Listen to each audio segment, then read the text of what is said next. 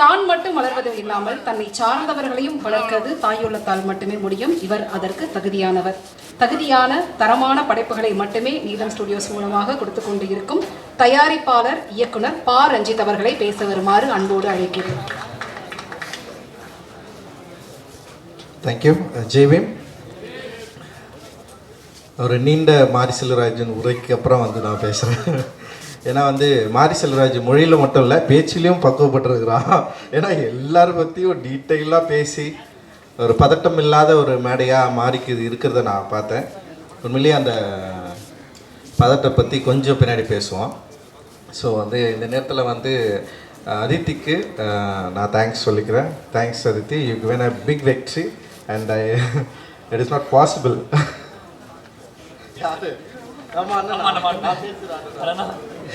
Sorry மன்னிக்கணும், என்னோட புது பாஸ் சொல்லாமல் விட்டுட்டேன்.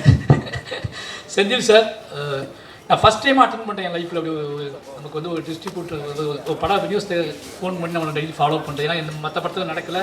ரஞ்சித் அண்ணா பகையம்மன் ரிலீஸ் பண்ணார், தானு சார் கர்ணன் ரிலீஸ் பண்ணார், மாமனை வீடு கட்சி ரிலீஸ் பண்ணாங்க, வாலி நாங்களே ரிலீஸ் பண்ணோம். பட் சார் ரொம்ப நன்றி சார். நீங்கள் எனக்கு தெரியும் நீங்கள் எப்படிலாம் என்கிட்ட பேசுனீங்க. நீங்கள் சார் ஆமாம், ஏன்னா உங்கள் வெற்றியை நம்ம அவர் ஃபோன்லேயே சார் அப்படிம்பாரு, அந்த சார்லேயே எனக்கு தெரிஞ்சிடும். ரொம்ப ரொம்ப நன்றி சார் உங்களுக்கும் உங்கள் டீமுக்கும். Love you sir. Thank you sir. Thank you Aditi. You got a big victory. It is not possible without you, and thank you. Because of you only, you pushed me and you pushed Mari and everyone, and I'm really enjoy. Thank you Aditi. And I want to thank to Samir and Plus team, biggest support they given. And அப்புறம் நீலம் ஸ்டுடியோஸில் இருக்கிற எல்லா ஒர்க்கர்ஸ்க்கும் எனக்கு பெரிய நன்றிகள். And நீலம் ப்ரொடக்ஷனில் work பண்ண எல்லாருக்கும் நன்றிகள். பைசன் படத்தில் மாரியோட துணை நின்ற டெக்னீஷியன்ஸ், ஆக்டர் அண்டு எல்லாருக்குமே என்னுடைய நன்றி. ஏன்னா இவ்வளோ பெரிய வெற்றியை மாரியோடு சேர்ந்து நீங்கள் மக்கள்கிட்ட பெற்றிருக்கிறீங்க. இது பாசிபிளே கிடையாது. ரொம்ப ஒரு முக்கியமான வெற்றியாக நான் இதை பார்க்குறேன். நான் உண்மையிலே நானும் ரொம்ப சந்தோஷப்படுறேன் இந்த வெற்றியின் மூலமாக. காரணம் என்னென்னா, வெற்றி அவ்வளவு ஈஸியாக எல்லாருக்கும் கிடைக்கும்னா டெஃபினட்டாக கிடைக்காது. வெற்றி ரொம்ப ரொம்ப கஷ்டம்தான். ஒரு படைப்பு வெற்றி கிடைக்கிறது இட் இஸ் நாட் அவ்வளோ ரொம்ப ஈஸியானது கிடையாது. இங்கே பல இயக்குநர்கள் இருக்காங்க. இப்போ அமீரண்ணா கூட இயக்குனராக இருந்து வெற்றி அடைஞ்சவர் தான். அண்டு பசுபதியான ஆக்டராக இருந்து வெற்றி அடைஞ்சவர் தான். ஸோ ஒரு வெற்றிக்காக உழைக்கிறது, அந்த வெற்றி கிடைக்கும், அது கிடைச்சதுக்கப்புறம் கொண்டாடுறது, அப்படி அது ரொம்ப ரொம்ப சூப்பராக இருக்கும். அது எல்லா தனி மனிதனுக்கும் ஒரு கிடைக்கக்கூடிய ஒரு அனுபவம். அது ஒரு ஒரு படைப்பை உருவாக்குற ஒரு கலைஞனுக்கு கிடைக்கக்கூடிய ஒரு அனுபவம்.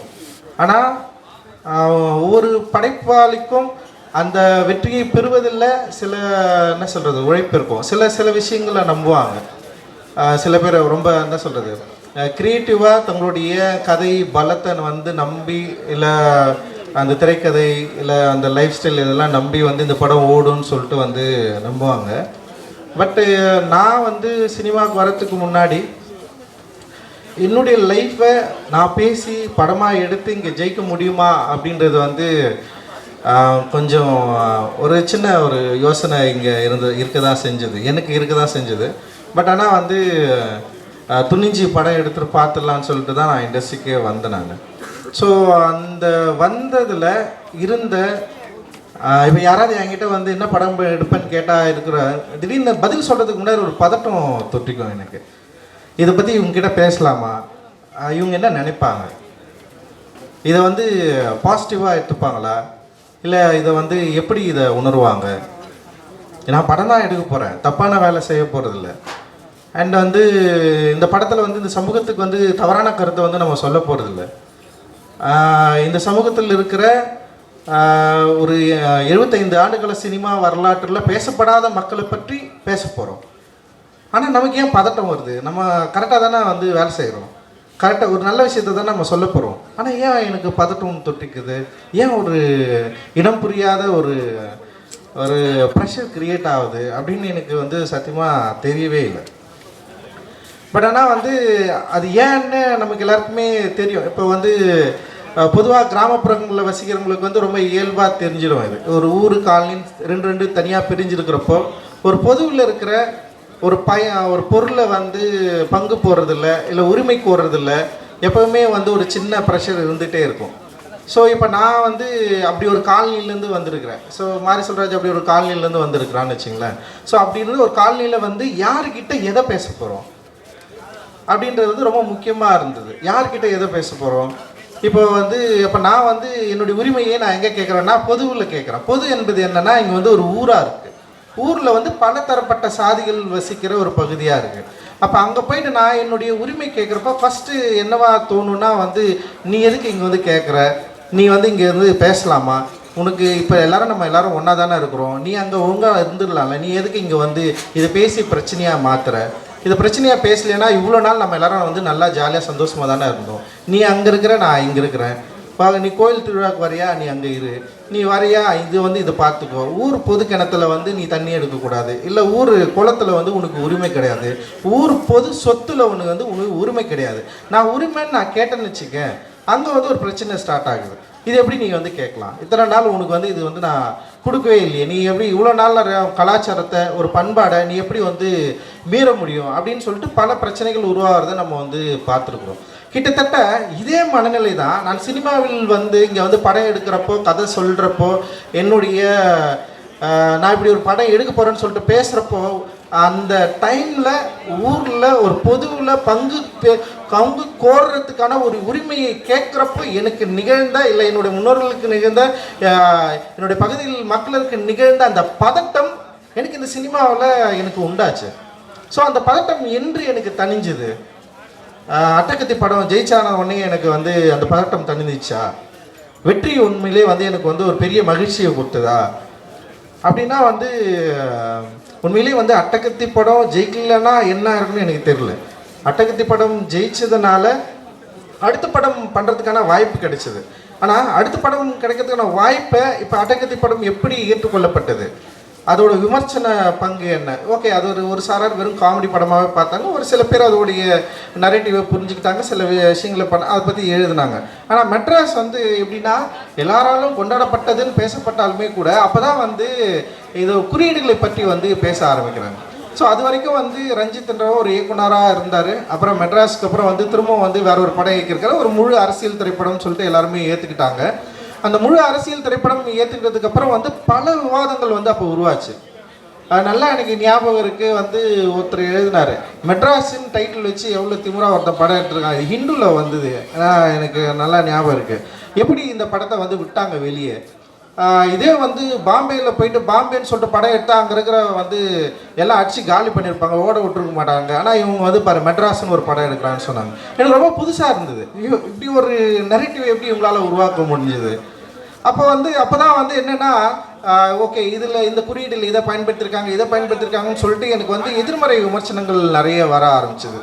அண்ட் வந்து கபாலி வந்தது உடனே வந்து அது பிளாஸ்ட் ஆகிடுச்சு, வெடிச்சு செதறிச்சு. அப்படி அதில் வந்து ஒரு படம், ஒரு இயக்குனர், ஒரு நடிகரை வச்சு சூப்பர் ஸ்டார் வச்சு படம் எடுத்திருக்காரு. ஆனால் மெட்ராஸ்ன்னு ஒரு படம் நான் பண்ணலைன்னா சூப்பர் ஸ்டார் ரஜினிகாந்த் எனக்கு அந்த படத்தை வாய்ப்பு கொடுத்துருப்பாரா. ஆனால் ஒவ்வொரு முறையும் வந்து விமர்சனம் வரப்போ வந்து உனக்கெல்லாம் ரஜினி வாய்ப்பு கொடுத்தார் பற்றியா, ரஜினிகாந்தை வச்சு நீ வந்து எப்படி இந்த டைலாக்கை பேசலாம், எந்த டைலாக்கை பேசலாம், அவ்வளவு மோசமாக பயங்கர பிளாஸ்டாக வந்து வெடித்த உடனே வந்து நான் என்ன பண்ணுறதுன்னு எனக்கு தெரியல. நான் அப்போ வந்து மெட்ராஸ் கொண்டாடுற மாதிரி வந்து கபாலியை வந்து இவங்க உண்மையிலேயே வந்து கபாலியோடைய வெற்றி அப்படின்றது வந்து தயாரிப்பாளர் தானுக்கு தெரியும். மற்ற படங்களை கேட்ட ஃபஸ்ட்டு வந்து படம் ரிலீஸ் ஆகிறதுக்கு முன்னாடி 100 கோடி ரூபாய் லாபம் ஈட்டின படம் வந்து கபாலி. ஒரு படம் வணிக ரீதியாக வெற்றி பெற்றது மட்டும்தான் இங்கே வெற்றியானா, பல படங்கள் வணிக ரீதியாக வெற்றி பெற்று கொண்டாடப்பட்டிருக்கீங்க. விமர்சன ரீதியாக மிக மோசமாக விமர்சிக்கப்பட்டாலும் அந்த படம் வெற்றி படமாக வணிக ரீதியில் வந்து பெரிய அளவில் கலெக்ட் ஆச்சுன்னா வெற்றி படமாக கொண்டாடப்பட்டிருக்கு. ஆனால் கபாலியை வந்து இவர்கள் வந்து மிக மோசமாக அமைச்சிட்டாங்க. ரஜினியை வந்து எப்படி நீ வந்து ஒரு எஸ்சி டைலாக் வந்து வச்சு பேசலாம், எப்படி ரஜினிக்குள்ளே வந்து ஜாதியை கொண்டு வரலாம், எனக்கு உண்மையிலேயே வந்து அதை எப்படி கையாளுறதுனே எனக்கு தெரியல. அந்த பதட்டம் வந்து எனக்கு வந்து பயங்கரம் பட்டுக்குச்சு. எனக்கு என்ன பிரச்சனைனா, கபாலி படம் வெற்றி படம் தோல்வி படம் என்பதல்ல என்னுடைய பிரச்சனை. இதற்கு பிறகு இந்த மாதிரியான படங்கள் எடுக்கவே முடியாதா, யாராவது எடுக்க வந்தால் இப்படி ஒரு சிக்கல் வருமா? ஏன்னா தமிழ் சமூகத்தில் பயங்கரமான டிஸ்கஷன் நடந்துச்சு அன்றைக்கி. அந்த சினிமாவில் வந்து எப்படி சினிமாவில் நீங்கள் இதை பேசலாம், எப்படி நீங்கள் சினிமாவில் இதை பேசலாம், எப்படி நீங்கள் இதை சினிமாவில் பேசலாம் எனக்கு புரியல. அப்போ தான் நான் யோசித்தேன், அப்போ இதுக்கு முன்னாடி இருக்கிற சினிமாக்களை, என்னை மறந்த சினிமாக்களை, என்னை ரொம்ப மோசமாக சித்தரித்த சினிமாக்களை, என்னை வந்து ரொம்ப இழிவாக பேசின சினிமாக்கள், இத்தனை ஆட்கள் என்ன பண்ணாங்க இத்தனை வருஷமாக? இவர்களெல்லாம் ஏன் இவர்களுக்கு குரல் கொடுக்கல? இவங்க ஏன் இவங்களை பற்றி கேட்கவே இல்லை? இவங்க ஏன் அதை பற்றி பேசவே இல்லை? அப்போ நான் என்ன பண்ணுறேன்னா, நான் ஒரு என்னுடைய லைஃப்பை, என்னோடய வாழ்க்கையை நான் உங்களுக்கு காட்டுறதுக்காக நான் ஒரு திரைப்படம் எடுக்கிறேன். அதுவும் வணிக ரீதியாக வெற்றி பெற்ற ஒரு திரைப்படமாக அது இருக்குது. ஆனால் மிக மோசமாக சித்தரிக்கப்பட்டது. அதோடைய திரைக்கதை அமைப்பை பற்றி பேசுகிறவர்கிட்ட நான் வந்து டெஃபினட்டாக நான் வந்து ஒத்துக்கிறேன். அதோட திரைப்பட குறைவு, அதாவது திரையாக்கம் குறைபாடுகளை வந்து நான் வந்து மனப்பூர்வமாக ஏற்றுக்கொள்கிறேன். ஆனால் ஒரு நடிகரை நீ எப்படி இது பேச வைக்கலாம், எப்படி இந்த கண்டென்ட்டை பேச வைக்கலாம்? மற்றபடி சூப்பர் ஸ்டார் ரஜினிகாந்த் அவர்கள் நடித்த மற்ற எல்லா படங்களும் உங்களுக்கு வந்து சூப்பராக எனக்கு தெரியவே இல்லை. உண்மையிலே எனக்கு பயங்கர குழப்பம் வந்தது. ஆனால் நல்வாய்ப்பாக திரும்பவும் வந்து சூப்பர் ஸ்டார் ரஜினிகாந்த் அவர்கள், நான் கபாலி படம் நல்லா இயக்குனன்னு அவர் நம்பினார். அந்த படம் ரொம்ப நல்ல படம்னு அவர் நம்பினார். அந்த படம் மிகப்பெரிய வெற்றி படம் நம்பி எனக்கு வந்து திரும்பவும் காலான்ற ஒரு படம் கொடுத்தாரு. இந்த நேரத்தில் நீங்கள் நல்லா யோசிக்கலாம், இப்படி ஒரு நடிகர் திரும்பவும் ஒரு இயக்குனரை கூப்பிட்டு ஒரு படம் பண்ணுன்னு சொல்கிறப்போ, அந்த இயக்குனர் வந்து இந்த சமூகம் வந்து அடி பிளாஸ்ட் ஆகி பயங்கரம் விமர்சித்து பிறகும் நான் ஏன் காலான்னு ஒரு படம் எடுக்கணும்? இப்போ அந்த காலா படம் எடுக்கிறது மூலமாக நான் என்ன சொல்ல ட்ரை பண்ணுறேன்? அந்த சமூகத்தில் என்ன நரேஷன் நமக்கு கிரியேட் பண்ணுறோம்? ஒரு நில உரிமையை பற்றி அவரை வச்சு நான் பேசுகிறேன். ஒரு பெரிய ஸ்டார் எனக்கு கிடைக்கிறாரு. அந்த பெரிய ஸ்டாரை வச்சு நான் திரும்பவும் ஏதோ ஒரு கமர்ஷியலான ஒரு படத்தை எடுத்து நான் வந்து என்னுடைய லைஃப் ஸ்டைலை வந்து மாற்றிக்கக்கூடிய பெரிய பணங்களை சம்பாதிச்சு நான் போயிருக்கலாம். பட் ஆனால் நான் என்ன ட்ரை பண்ணுறேன்னா, திரும்பவும் வந்து சூப்பர் ஸ்டார் ரஜினிகாந்தை அவர்களை வைத்து நிலமற்ற மக்களுக்கு நில உரிமையை கோருதலை பற்றி ஒரு விஷயத்தை வந்து நான் பேச நான் ட்ரை பண்ணுறேன். பட் அந்த டைமில் பல்வேறு சூழல்கள் இருந்தது. பட் திரும்பவும் வந்து அதே தான், நீ வந்து ராவணனை எப்படி ஹீரோவாக காட்டலாம் அப்படின்னு ஒரு பெரிய டிஸ்கஷன் கிரியேட் ஆயிடுச்சு. ஸோ நல்லா ஞாபகம் இருக்குது, ஒவ்வொரு படமும் ரிலீஸ் ஆனது பிறகு வெற்றி தோல்வியை விட இந்த சமூகம் இதை எப்படி புரிந்து கொள்கிறது, இந்த சமூகம் இதை எப்படி ஏற்றுக்கொள்கிறது அப்படின்னு பார்க்குறப்ப வந்து நான் ஒரு காஸ்டிஸ்ன்னு சொல்லிட்டு முத்திர குத்துனாங்க. ரஞ்சித் ஒரு சாதி வெறியன், ரஞ்சித் ஒரு காஸ்டிஸ். என்னைக்காவது ஏதோ ஒரு இடத்துல என்னுடைய சாதியை பற்றி பெருமிதமாக, நான் இந்த சாதியிலேருந்து வந்தவன், நான் இவ்வளோ வெறி பிடிச்சேன், நான் 10 பேரை வெட்டுவேன், என் படத்தில் வந்து நான் வெட்டினேன்னா மாரில் தான் வெட்டுவேன், முதுகில் என்னைக்காவது என் படத்தில் ஏதோ ஒரு டைலாக் நீங்கள் பார்த்துருப்பீங்க? கிடையவே கிடையாது. எந்த சாதியை வந்து மிக மோசமாக வந்து என்னை விட கீழானது அப்படின்னு சொல்லிட்டு நான் எங்கே விமர்சித்திருக்கேன்? எந்த மனிதர்களை நான் மோசமாக சித்தரிச்சிருக்கேன் என்னோடய திரைப்படங்களில்? என்னோடய திரைப்படங்களில் வந்து பெண்ணியத்தையும் பெண்களையும் மற்ற என்ன சொல்கிறது, நிறைய ஸ்டீரியோடைபிக் இமேஜை உடைச்சிருக்கோம். ஒரு ஈக்குவாலிட்டியை பேணுகிற, ஈக்குவாலிட்டியை வந்து விரும்புகிற ஒரு சமூகத்தை உருவாக்க வேண்டும் ஒரு பெரிய கனவு இருக்குது எனக்கு. ஸோ அந்த கனவின் அடிப்படையில் தான் அந்த திரைப்படத்தை வந்து உருவாக்குறோம். ஸோ அப்படி நான் பார்த்தவன் தான் மாரி செல்வராஜுடைய பரியேறும் பெருமாள். எனக்கு உண்மையிலேயே வந்து பரியேறும் பெருமாளை வந்து நான் பண்ண வேண்டிய திரைப்படமாக இல்லை, அதுவாக வந்து சேர்ந்தது. நான் அது படம் பண்ணேன். அந்த படம் வந்து ஒரு பெரிய ஒரு டிஸ்கஷனை க்ரியேட் ஆச்சு. டிஸ்கஷன் க்ரியேட் ஆனோடனே என்ன இங்கே நடந்ததுன்னா, திடீர்னு வந்து என்ன நடந்துச்சுன்னா வந்து மாரி செல்வராஜ் மொழி வேறு, ரஞ்சித்தோட மொழி வேறு. உடனே வந்து 2 மொழியை வந்து 2 பார்வையை உருவாக்குறது. அண்ட் இந்த படத்தில் எப்படி இது பேசியிருக்குது பாரு அப்படின்னு சொல்கிறது. பட் ஆனால் வந்து என்ன நல்ல விஷயம் நடந்ததுன்னா, ஒரு குரல் இருக்கிற இடத்துல இன்னொரு குரல் ஓப்பன் ஆச்சு. அது ரொம்ப எனக்கு வந்து கொஞ்சம் பாரம் குறைஞ்சிது. பரவாயில்ல, ஒருத்தனை திட்டுறதுல இன்னொருத்தர் திட்டுவாங்கடா அப்படின்னு சொல்லிட்டு. ஸோ அந்த நேரத்தில் வந்து வெற்றி சார் ஒரு படம் எடுத்துட்டாரு, அசுரன் சொல்லிட்டு. ஸோ 3 பேரை திட்டமாக மாறிடுச்சு. பயங்கரமாக இருந்தது. எப்பவுமே என் ஃபோட்டோ மட்டும் தான் இருக்கும் திட்டுற இடத்துல. அப்புறம் வந்து மாரி செல்வராஜ் ஃபோட்டோ வந்தது. அப்புறம் கொண்டாந்து பார்த்தா வெற்றி சார் வந்து நின்ட்டார். 3 ஃபோட்டோ எங்கே பார்த்தாலும். அந்த 3 ஃபோட்டோவை வந்து இப்போ வரைக்கும் திட்டிட்டு இருப்பாங்க. இப்போ காந்தாரா, இப்போ எப்பவுமே பெரிய படங்கள் வந்து வெற்றி அடைஞ்ச உடனே வந்து தமிழ் சினிமா ரசிகர்களுக்கு வந்து தமிழ் சினிமாவை வழியாத்த 3 இயக்குனர்கள் ஃபோட்டோ வந்துடும். ஏன்னா 300 படம் எடுக்கிறாங்க தமிழ் சினிமாவில் ஒரு வருஷத்துக்கு. எவ்வளோ 300-400 படங்கள் எடுக்கிறாங்க. நான் ஒரு படம் 2 வருஷத்துக்கு ஒரு முறை தான் இயக்குறேன். ஓகேவா? மாரி செல்வராஜ் வரைக்கும் 5 படம் தான் இயக்கிருக்கிறான். வெற்றி சார் ஒரு 7 படம் அவரும் அந்த மாதிரி தான் இயக்கியிருக்காருன்னு வச்சிங்களேன். அவரும் வந்து 3 வருஷத்துக்கு ஒரு படம் தான் இயக்குறாரு. ஆனால் கிட்டத்தட்ட இந்த 2 வருஷத்தில் 600 படங்கள் வந்திருக்கும். 600 படங்களில் எத்தனை இயக்குனர்கள் இயக்கியிருப்பாங்க? அத்தனை இயக்குனர்களுக்கு இந்த தமிழ் சினிமாவை உயர்த்துவதற்கு அவங்களுக்கு எந்த பங்குமே கிடையாதா? அத்தனை தமிழ் சினிமா இயக்குனர்களும் வந்து இங்கே வந்து யார் அவங்க படமே பண்ணலையா அவங்க? அப்போ அவங்க தமிழ் சினிமாவை ஏன் உயர்த்துவதற்காக எந்த படமும் இயக்கலையா? அப்போ வந்து ஒரு படம் வெற்றி அடைஞ்சவொடனே வந்து தமிழ் சினிமாவை சீரழித்தவர்கள் 3 பேர்னா மொத்தமே 10 வருஷத்தில் நான் 7 படம் தான் எடுத்துருக்கிறேன். அந்த 7 படத்தில் தமிழ் சினிமா சீரழிஞ்சிச்சா? அப்போ மற்ற இயக்குனர்கள் என்ன பண்ணுறாங்க? இல்லை நீங்கள் தமிழ் ரசிகர்கள் என்ன பண்ணுறீங்க? இங்கிருந்து மற்ற என்ன பண்ணுறீங்க? நீங்கள் ஓட வைக்கலாம்ல எல்லா படத்தையும். ரொம்ப ஆச்சரியமாக இருக்குது இந்த நரேட்டிவ் வந்து உடனே செட் பண்ணுறது. இன்னொன்று ரொம்ப மோசமான ஒரு வார்த்தை பிரயோகம் பயன்படுத்துகிறாங்க, அமுக்கிட்டாங்க பிதிக்கிட்டாங்கன்னு சொல்லிட்டு.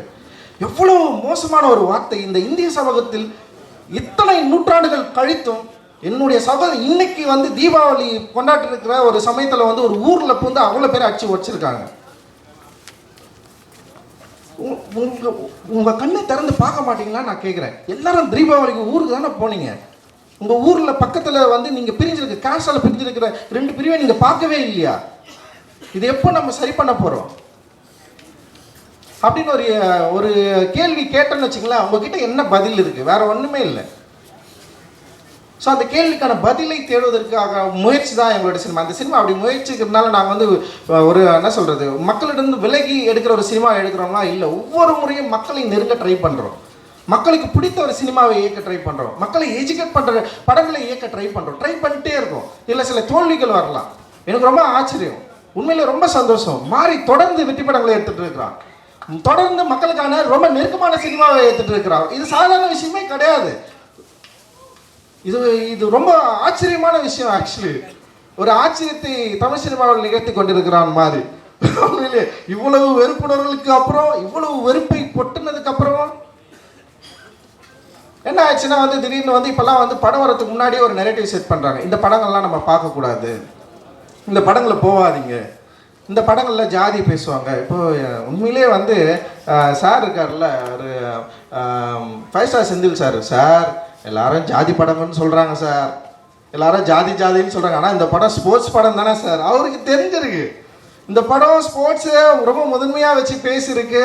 ஒரு ஸ்போர்ட்ஸ் மேனாக வரத்துக்கு ஒரு பையனுக்கு அவனுடைய சமூகத்தில் இருக்கிற இந்த பிரிவினைவாதம் எவ்வளவு அவனை அழுத்துது, அதிலிருந்து அவன் வெளியேற எவ்வளோ துடிக்கிறான். ஆனால் மாறி வந்து ரொம்ப கவனமாக ஒரு சந்தானராஜை உருவாக்குறான். அவர் பேர் சந்தானராஜை உருவாக்கியிருக்கிறான். அந்த கந்தசாமி கேரக்டரை ரொம்ப பயங்கரமாக வேலிடாக வந்து ரொம்ப கவனமாக கையாண்டிருக்கிறான்.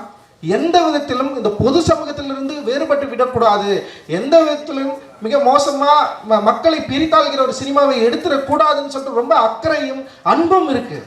அந்த அன்பு தான் ஈக்குவாலிட்டி. அந்த ஈக்குவாலிட்டியை கோருவது எப்படி வந்து இன்னொரு மனிதனை எதிர்ப்பதாக மாறும்? ஒரு மனிதனுக்குள்ள இருக்கிற பிரச்சனையை பற்றி பேசுறதுனாலே ஒரு மனிதனை எதிர்ப்பது கிடையாது. இன்னொரு மனிதன் எப்படி வெறுப்பாக பார்க்க முடியும்? அப்படி வெறுப்பாக பார்த்தா நீ என்னை வெறுப்பாக பார்க்குற மாதிரி வந்து நானும் உன்ன மாதிரி நானும் ஒரு மாதிரி மாறிடும்ல. அன்பு மட்டும்தான் இங்கே பிரதானம்.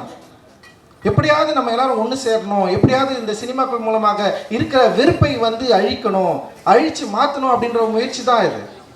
ஆனால் வந்து என்ன ஆகுதுன்னா வந்து அதிகப்படியான வெறுப்பு அப்படியே கிரியேட் பண்ணுறாங்க. ஒரு படம் ரிலீஸ் ஆகிறதுக்கு முன்னாடி, மாறி படம் ரிலீஸ் ஆகிறதுக்கு முன்னாடி பயங்கரமாக எழுதாங்க, இந்த படம் பார்க்கக்கூடாது, இந்த பையன் யாரும் போகாதீங்க, இது ரொம்ப தப்பான படம், டியூடுக்கு போங்க, டியூடுக்கு போடான்னாங்க. டியூட் டைரக்டர் வச்சு ரொம்ப நல்ல விஷயம் பண்ணார் அவர். உண்மையிலேயே ரொம்ப சந்தோஷமாக தான் இருக்குது. அண்ட் கமர்ஷியல் சினிமா அப்படின்ற ஒரு திரைப்படமும் சரி, இல்லை வந்து இங்கே வந்து சமூக நோக்கில் ஒரு சோசியலாக ஒரு அவேர்னஸை க்ரியேட் பண்ணோம், அதே நேரத்தில் மக்கள் கூட நெருங்குற சினிமாவும் சரி, இன்றைக்கி வந்து பலதரப்பட்ட இளைஞர்கள் உள்ளே வந்ததுக்கப்புறம் இங்கே தமிழ் சினிமாவுடைய போக்கு டெஃபினட்டாக மாறி இருக்குது. இது நிச்சயமாக ஸ்டாண்டர்டாக ஒரு நல்ல இடத்துக்கு போகும்னு நான் நம்புகிறேன். நான் நீங்கள் விரும்புகிற இதே வந்து இந்தியாவை வியக்கக்கூடிய பல 100 கோடிகளை எடுக்கக்கூடிய திரைப்படங்கள் எடுக்கக்கூடிய யங்ஸ்டர்ஸ் நம்முடைய தமிழ் சினிமாவில் நிறைய பேர் இருக்கிறாங்க. டெஃபினட்டாக அச்சீவ் பண்ணுவாங்க. அந்த அச்சீவ் பண்ணுறதுக்கான ஒரு வாய்ப்பை தான் நம்ம வந்து திரைமொழியில் நம்ம வந்து உருவாக்கிட்டு இருக்கோம். இந்தியா லெவலில், வேர்ல்டு லெவலில் தமிழ் சினிமாவுடைய போக்கு, தமிழ் சினிமாவுடைய இயக்குநர்கள், தமிழ் சினிமாவுடைய அந்த மொழி, அந்த ஃபிலிமை வந்து பயங்கரமாக கொண்டாடிட்டு இருக்காங்க. இங்கே வெறும் விமர்சன ரீதியாக இல்லை வந்து வெறும் வணிக ரீதியாக மற்றும் வெற்றி பெற திரைப்படங்கள் மட்டும் கொண்டாடுறது மட்டும் கிடையாது. இல்லை, ஸோ இன்னொரு இருக்குது, அதுதான் சொல்கிறேன், ஒரு 7 படங்கள் தானே நாங்கள் எடுத்துக்க போகிறோம். மீதி 200 டைரக்டர்கள் 200 படம் எடுக்கிறீங்களா, பயங்கரமாக எடுங்கன்னு நான் சொல்கிறேன். யார் நம்மளை தடுக்கிறதுக்கான வாய்ப்பே இல்லைல்ல. ஸோ இந்த வெறுப்பை எப்படி வந்து வெற்றியாக மாற்றுறது அப்படின்றத வந்து உண்மையிலே மாறி வந்து செம சூப்பராக தெரிஞ்சு வச்சுருக்கிற ஒரு இயக்குனராக நான் வந்து பார்க்குறேன். அண்டு ரொம்ப நிதானமாக தன்னுடைய கலையின் மூலமாக ரொம்ப நிதானமாக ஒரு கதையை ரொம்ப நம்பி அதில் இருக்கிற சிக்கல்கள் எனக்கு தெரியும். எனக்கு ரொம்ப பயம். ஏன்னா மாறி வந்து ரொம்ப முக்கியமான ஒரு நெல்லையில் இருக்கிற 2 மனிதர்களை பற்றி அவன் பேச போகிறான் அப்படின்னு எனக்கு பதட்டம், பயம் தொத்துக்கிச்சு. ஏன்னா இது மூலமாக நம்ம எந்த பிரச்சனையும் ஏற்படுத்திடக்கூடாது. உங்களை விட எனக்கு ரொம்ப கவலை இருக்குது. ஸோ அப்படி இருக்கிறப்போ வந்து நான் பயந்துகிட்டே இருந்தேன். படம் ரிலீஸ் ஆகிட்டு தியேட்டர்லேருந்து என்ன சொன்னாங்க, ஃபஸ்ட்டு நான் அவங்ககிட்ட ஃபோன் பண்ணதே மக்கள் என்ன சொல்கிறாங்க, நெல்லையில் என்ன சொல்கிறாங்க. ஏன்னா இங்கே வட தமிழகத்தில் வந்து அது ஒரு அந்த கதையை வந்து வேறு மாதிரி புரிஞ்சுப்பாங்க. பட் ஆனால் அங்கே வந்து எப்படி புரிஞ்சுக்கிறாங்க, என்ன சொன்னாங்கன்னு அவங்ககிட்ட கேட்டேன். அவன் சொன்னான், இல்லைனா சம்மந்தப்பட்டவர்கள் எல்லாருமே படம் பார்த்துட்டாங்க, அவங்களுக்கு வந்து ரொம்ப திருப்தியாக இருந்தது அப்படின்னு அவன் சொன்னான். உண்மையில் கன்ஸ்ட்ரக்டிவாக இங்கே வந்து ஒர்க் பண்ணாங்க.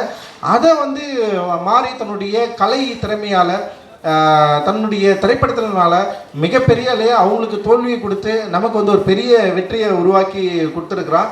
அண்ட் வந்து நான் ரொம்ப பாசிட்டிவாக அதை சொல்கிறேன். நான் ரொம்ப பதட்டமாக அந்த சினிமாவுக்குள்ளே நான் வந்திருக்கலாம். அண்ட் இன்னைக்கு வரைக்கும் வந்து எதிர்மறையான விமர்சனங்கள் வந்து நிறைய இருக்கலாம், வெறுப்பு இருக்கலாம். அதை மீறி ஒரு பெரும் மக்களுடைய ஆதரவு இருக்குது. அந்த பெரும் மக்கள் என்பது என்னுடைய சமூகத்தை சார்ந்தவர்கள் மட்டும் நான் இங்கே வந்து சொல்ல, பல சமூகத்தை சார்ந்த மக்கள், ஈக்குவாலிட்டியை விரும்புகிற மக்கள், இங்கே இருக்கிற மக்கள் எல்லாரும் வந்து ஒன்றா மாறணும், இங்கே சாதி படிநிலையில் இருக்கிற பிரச்சனையை வந்து அழிக்கணும்னு துடிக்கிற ஒவ்வொரு இளைஞர்கள், ஒவ்வொரு இளைஞர்கள், அவ்வளவு பாசிட்டிவான மக்கள் நிறைய பேர் இருக்கிறாங்க. அவர்களுக்கு தேவை ஒரு நல்ல படைப்பு. அந்த நல்ல படைப்பை கொடுத்தா டெஃபினட்டாக கொண்டாடுவாங்க அப்படின்றதுக்கு வந்து மிகப்பெரிய உதாரணம் பைசன் அப்படின்னு நான் வந்து சொல்கிறேன். அண்டு ரொம்ப நன்றி. சமீபத்தில் வந்து ஒரு என்ன சொல்கிறது, படம் பார்த்துட்டு ஒரு மாதிரி தான் ப்ரெஸ் மீட்டு படம் பார்த்துட்டு ஒரு டைரக்டர் படம் போட்டு காட்டியிருக்காரு ப்ரெஸ் பீப்புளுக்கு. வெளியே வந்து பேசுகிறப்போ ஒரு ப்ரெஸ்ஸில் இருக்கிற ஒரு அண்ணன் கேட்குறாரு, ஏற்கனவே இந்த தமிழ் சினிமாவை சீரழித்த அந்த 2 இயக்குனர்கள் போதாதா, நீங்கள் வேற வரணுமான்னு ஒருத்தர் கேட்டார். உண்மையிலேயே எனக்கு வந்து அவருடைய கோபத்தை நான் இன்னைக்கு வரைக்கும் புரிஞ்சுக்க நான் ட்ரை பண்ணுறேன். ஏற்கனவே தமிழ் சினிமாவை சீரழித்த 2 இயக்குனர்கள் இல்லை 3 இயக்குனர்கள் அப்படின்றப்போ நான் இன்னும் பக்குவப்பட நான் ட்ரை பண்ணுறேன். ஓகே, அவங்க வந்து உங்களுடைய கோபத்தை நான் புரிந்து கொள்ள ட்ரை பண்ணுறேன். புரிந்து கொண்டு உங்களுடைய கோபத்துக்கு பயந்து நான் படம் எடுக்காமல் போக போகிறதில்ல, மாரியோ படம் எடுக்காமல் போக போகிறதில்ல, இங்கே இருக்கிறவங்க யாருமே படம் எடுக்காமல் போக போகிறதில்ல. பட் உங்கள் கோபத்தை புரிந்து கொண்டு உங்கள் கோபத்தோடு எதிர் நின்று சமராடுவதற்கான மனநிலை உள்ள ஒரு திரைப்படத்தை உருவாக்குவதற்கு தான் எங்களுடைய நோக்கமே தவிர உடனே இது வந்து விட்டு ஓடுறது கிடையாது எங்களோட நோக்கம். நிச்சயமாக இன்னும் நிறைய தளங்களில் இறங்கி வேலை செய்ய போகிறோம், நிறைய ஒர்க் பண்ண போகிறோம். நிச்சயமாக உங்களுடைய சப்போர்ட்டு தேவை. என்னுடைய அட்டகத்தி படத்திலிருந்து இன்னைக்கு வரைக்கும் மாறிக்கும் சரி, எனக்கும் சரி, அண்டு இங்கே இருக்கிற நிறைய நல்ல முற்போக்கான இயக்குநர்களுக்கும் சரி, பத்திரிகைகள் வந்து என்றைக்குமே வந்து சப்போர்ட் பண்ணதில்லை. எதிர்மறை விமர்சனங்கள் உள்ள பத்திரிகையாளர்கள் கூட நல்ல திரைப்படங்கள் எங்கள் சைட்லேருந்து அவங்க மறுக்க முடியாத திரைப்படங்கள் வரப்போ எங்களை கொண்டாடி தீர்த்துருக்காங்க. எனக்கு தெரியும் நிறைய பத்திரிகையாளருக்கு என் மேலே வந்து நிறைய எதிர்மறையான எண்ணங்கள் இருக்குது. அவங்க நிறைய திட்டி தீர்த்துருக்காங்க, எழுதியிருக்காங்க, பக்கமாக என்னென்னவோ பேசியிருக்காங்க. பட் அவங்க எல்லாருமே வந்து இன்றைக்கி வந்து பைசனை கொண்டாடியதை நான் பார்த்தேன், பைசனை எழுதி பாராட்டினதை நான் வந்து பார்த்தேன்.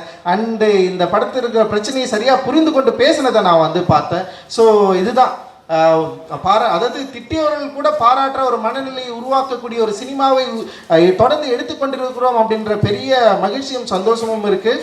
அதே நேரத்தில் மக்களுக்கு பயன்படக்கூடிய அண்டு அதே நேரத்தில் வந்து தயாரிப்பாளர்கள் வந்து எங்களை நம்பி இன்வெஸ்ட் பண்ணுறவங்க வந்து அவங்களுடைய முகம் எப்பவுமே மலர்ச்சியாக இருக்கக்கூடிய, சந்தோஷமாக இருக்கக்கூடிய, திரும்பவும் அந்த பணத்தை வந்து எடுத்துக்கக்கூடிய, ரொம்ப கவனமாக இருக்கக்கூடிய சில